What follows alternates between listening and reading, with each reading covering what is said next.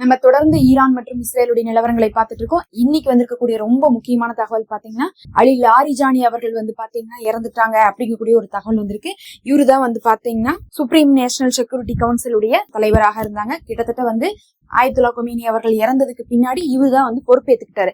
அந்த சமயத்துல பாத்தீங்கன்னா முஜ்தபா அவர்கள் கூட தேர்ந்தெடுக்கப்படல. இவருதான் என்ன பண்ணாரு, பொறுப்பெடுத்து ஒரு 2 வாரம் எல்லாம் பாத்தீங்கன்னா முழுசா ஃபுல்லாவே ஈரானுக்கு தேவையான எல்லா விஷயத்தையுமே செஞ்சிருந்தாரு. இன்னும் சொல்ல போனா இவரு பார்த்தா இதுக்கு முன்னாடியுமே ஆயத்துல்லா கொமேனி அவர்களுக்கு ஒரு லெப்ட் ஹேண்ட்னே சொல்லலாம். ரொம்ப முக்கியமான ஆள். இவரை நம்பிதான் அவர் நிறைய விஷயங்கள் என்ன பண்ணுவாரு, பகிர்ந்து கொள்வாரு. இன்னும் எல்லாத்துக்கும் மேல பாத்தீங்கன்னா இவர் எப்படி இருந்திருக்காருன்னா, இந்த பேச்சுவார்த்தை சம்பந்தமாக போகும்போது ஈரானுக்காக இவருதான் போயிருக்காரு.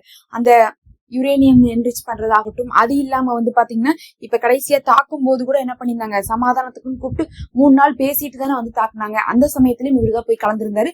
அந்த அளவுக்கு பார்த்தா ஈரான் விஷயத்துல ரொம்ப நம்பிக்கையான ஒரு ஆளுன்னு சொன்னா அலி லாரிஜானி அவர்கள் தான். இன்னும் அவரு மட்டும் கிடையாது, அவரோட யாரு இருந்தாங்கன்னு பாத்தீங்கன்னா அங்க இருக்கக்கூடிய ஃபசீஸ் படை தளபதியும் இருந்திருக்கிறதாகவும், இன்னும் அந்த படையை சேர்ந்து 10 பேர் இருந்ததாகவும் சொல்லப்படுது.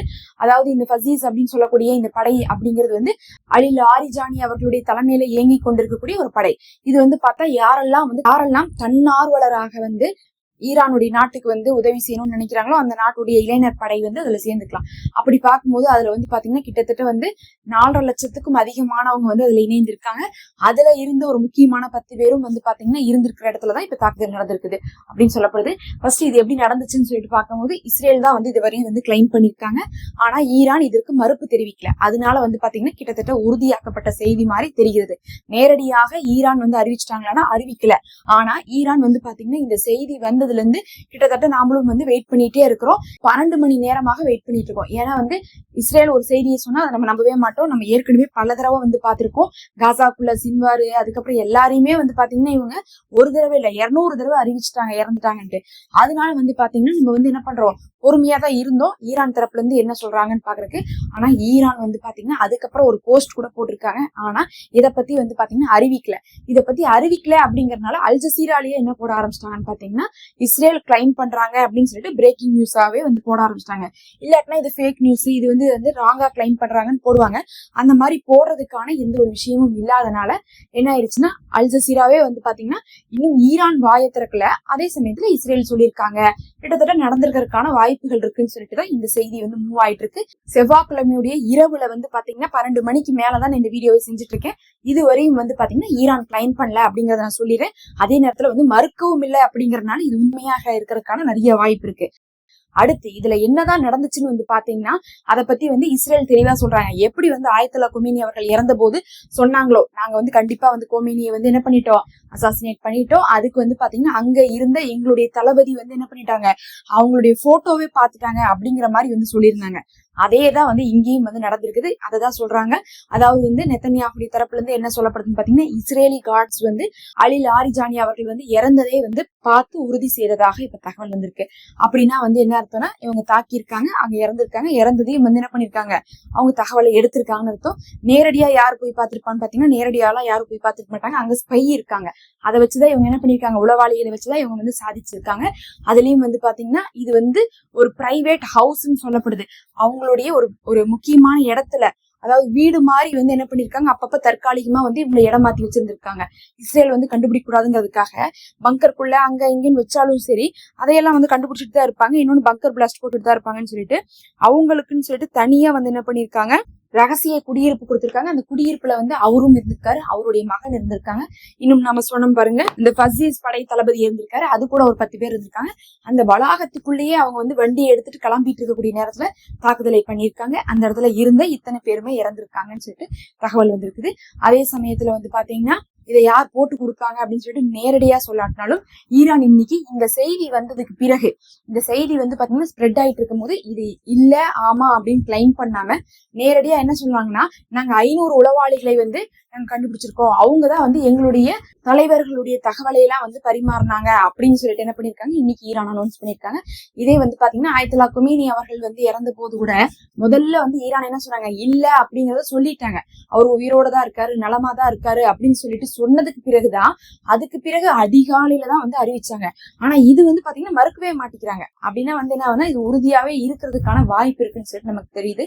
அதே சமயத்துல அவரு கடைசியா இந்த ஒரு தாக்குதல் நடக்கிறதுக்கு முன்னாடி என்ன செஞ்சுட்டு இருந்தாருன்னு சொல்லிட்டு பார்க்கும்போது இறுதி சடங்குல வந்து கலந்துக்கிறதுக்காக இருந்திருக்காரு. யாருக்காகன்னு பாத்தீங்கன்னா ஈரானுடைய கடற்படையில இறந்திருப்பாங்கல்ல, அவங்களுக்கெல்லாம் வந்து பாத்தீங்கன்னா இறுதி சடங்கு செய்யறதுக்காக வந்து கலந்துக்கிறதுக்காக இருந்தாங்க. அதுல பல நாடுகளை சேர்ந்த கடற்படை வீரர்களும் வந்து கலந்திருந்தனால அவங்களும் இறந்துட்டாங்கிறதுக்காக அவங்களுக்காக வந்து என்ன பண்ணிருக்காரு அவரு, நீங்க வந்து எங்க நாட்டுக்காக வந்து செஞ்ச தியாகம் வந்து நாங்க மறக்க மாட்டோம் அப்படிங்கிற மாதிரி எல்லாம் வந்து சொல்லி ஒரு லெட்டர் எழுதியிருக்காரு.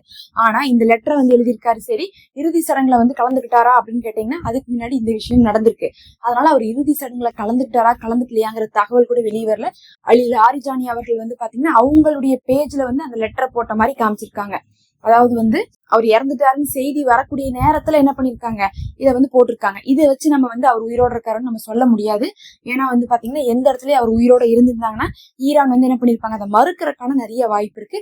ஏன்னா ஒரு முக்கியமான ஒரு நபர், ஆயத்துல்லா கொமேனிக்கு அப்புறம் இருக்கிற முக்கியமான நபராக அவர் பார்க்கப்படுறாரு.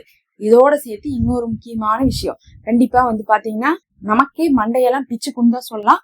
அதுதான் என்னன்னா, நெத்தன்யாகு உயிரோட இருக்கிறாருன்னு சொல்லிட்டு மறுபடியும் போட்டோவை ரிலீஸ் பண்ணிருக்காங்க.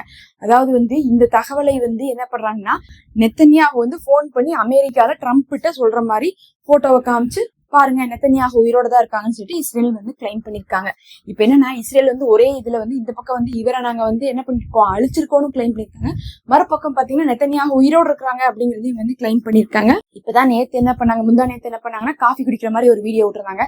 அந்த வீடியோவுமே பாத்தீங்கன்னா எக்ஸ் தளத்துடைய கிராக் வந்து என்ன சொல்லிருச்சு, இல்ல இது ஃபேக் தான், இது ஏஐ ஜென்ரேட்டட் தான் அப்படின்னு சொல்லிருச்சுன்னு சொல்லிட்டு அது ஒரு பெரும் சச்சரவாக இருந்துட்டு இருந்துச்சு. ஆனா இந்த நிலைமையில இப்ப இவருடைய மரணத்தை வந்து கிளைம் பண்ணும் போது நெத்தன்யாகு வந்து போன் பேசி கிளைம் பண்ற மாதிரி வந்து பண்ணி இஸ்ரேல் வந்து காமிச்சிருக்காங்க.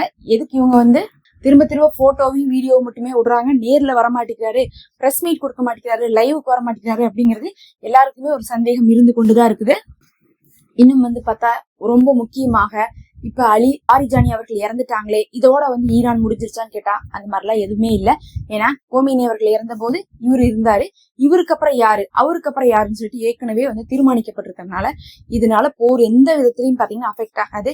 அவர் இருந்தாலும் இல்லாட்டினாலும் அஃபெக்ட் ஆகாது. ஆனாலும் இவர் எவ்வளவு முக்கியமான நபர்னு பாத்தீங்கன்னா இப்ப வந்து ஆயத்துல்லா கொமேனிக்கு அடுத்த இடத்துல அவர் இருந்தாரு. முஜ்தபா அவர்கள் வர வரையும் வந்து பாத்தீங்கன்னா அவர்தான் வந்து ஆக்டிவ் சுப்ரீம் லீடராக இருந்தாரு. இன்னும் சொல்ல போனா இப்ப இருக்கக்கூடிய முஜ்தபா அவர்களுக்கு கூட இவர் ஒரு லெப்ட் ஹேண்ட்னு சொல்லலாம், அந்த அளவுக்கு இருந்துட்டு இருந்தாரு. பொறுத்திருந்து பார்க்கலாம். எப்படியும் வந்து ஈரான் வந்து இறந்திருந்தாங்கன்னா கண்டிப்பா கன்ஃபார்ம் பண்ணிடுவாங்க, மறைக்க மாட்டாங்க. இருந்தாலும் பல விஷயங்கள் எப்படின்னா சொல்லுதுன்னு பாத்தீங்கன்னா இறந்திருக்கிறதுக்கான வாய்ப்புகள் தான் இருக்குன்னு சொல்லிட்டு சொல்லப்படுது. இதெல்லாம் தான் இப்ப வந்து முக்கியமான தகவல். நம்ம சேனல்ல மெம்பர்ஷிப் இருக்குது, அதுல ஜாயின் பண்ணிக்கோங்க. மறக்காம சப்ஸ்கிரைப் பண்ணி வச்சுக்கோங்க. அடுத்த ஒரு அப்டேட்ல பார்க்கலாம்.